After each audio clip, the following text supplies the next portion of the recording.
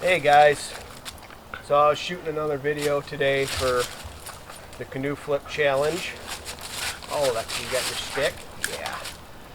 So I thought it'd be a good time to shoot another video. Two birds with one stone. I'm going to show you how I set up my Swift Prospector 14 for portaging. Oh yes. And what I use to set it up with. Okay, start off. Obviously you got your yoke. You ain't doing nothing without the yoke, right? So this is just a foam pad that velcros on with that, level 6, and I will put a link in the description for everything that I use. So now paddles, I don't always bring two. I've got the Werner Camino double blade. This is a 240, and I've got a Badger tail, so which is like their beaver tail paddle. And then right here, so what you want to do too is I always put my paddles facing forward, because I find if I have them facing backwards, sometimes they interfere with my pack. And then I always put blades up like that, just so it doesn't interfere with my sight lines. And then, so attached here, this is a 12-inch gear tie that I just have attached on there with some electrical tape. Oh yes, Lexi's got her stick. Yes, yes, good girl. And then on this side to the yoke, I attach it with this is actually called a bungee dealy bob. These things are awesome. They're made in Minnesota, I think. Yeah, they're awesome for attaching all sorts of gear to anything. I love them. It's always good to have a hank of these, or a few of these.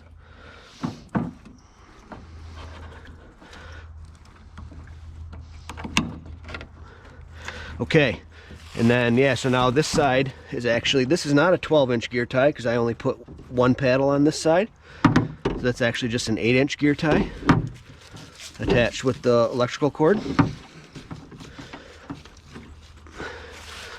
And then another bungee dealy bob right there. I don't always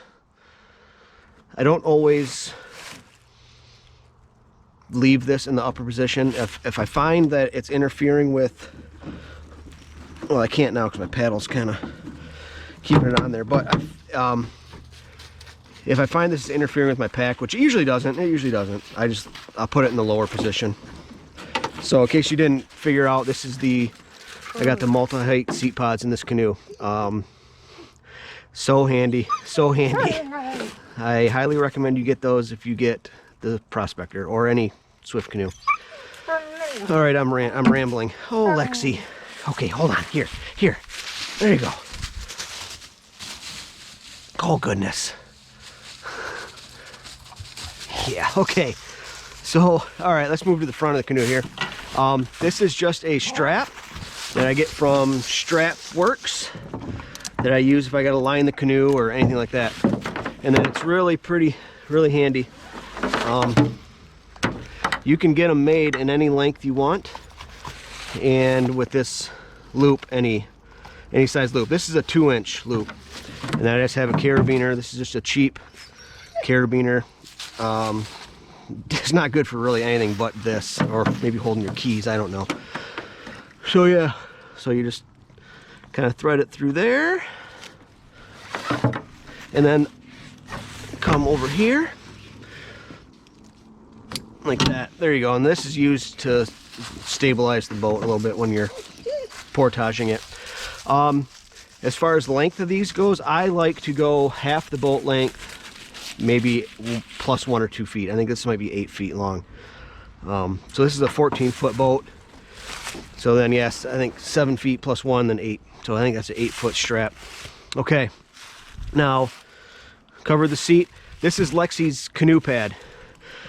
Sometimes I'll put it on my pack.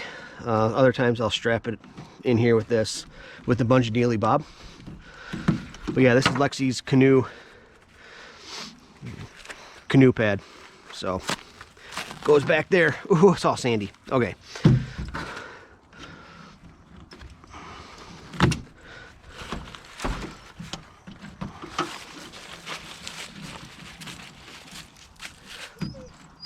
we go. Okay. Now, this always stays right here, whether I'm portaging or not.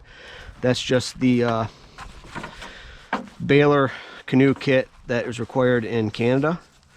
I don't know if this is required in the States. I don't think it is, but it's always a good idea to have it. It's got the baler, tow rope, whistle. So that just stays hooked up right here. And then on the back side, this is an 8-inch gear tie that holds my fishing pole. Then another 8-inch gear tie holds this fishing pole like that. So it's all pretty handy. So then you don't really have anything to carry when you're portaging. If it's a short portage, I will just hook my life vest on this rear thwart like that. But if it's a longer portage, because this actually makes the canoe stern heavy when I'm portaging it,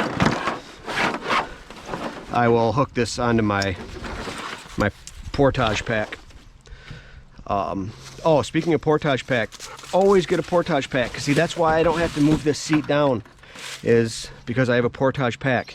They're designed to fit in the canoe, within the confines of the canoe, and not to hit the seat when you're portaging it. So yeah, don't portage with a backpack. Get a dedicated canoe pack. So that's it. That's how it's all set up. Everything has its place. So then you're not carrying anything on the portage. You don't want to have to carry anything extra. And like I said, right now everything is set up the way it is. I kind of fiddled with it to get it how I liked it. But right now it's set up so it's pretty neutral on how, oh, your stick. There you go.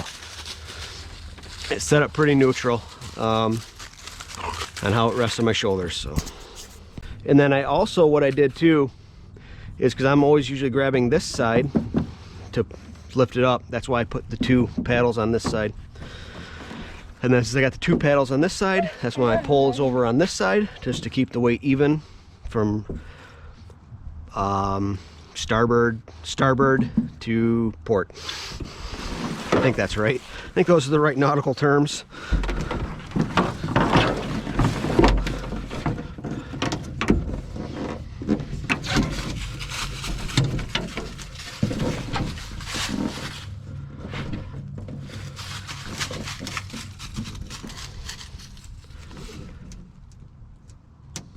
There we go.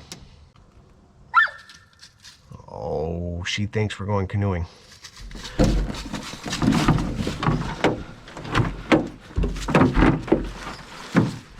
All right, guys. I hope that that helps somebody out there. Oh, we're not going, girl. We're not going.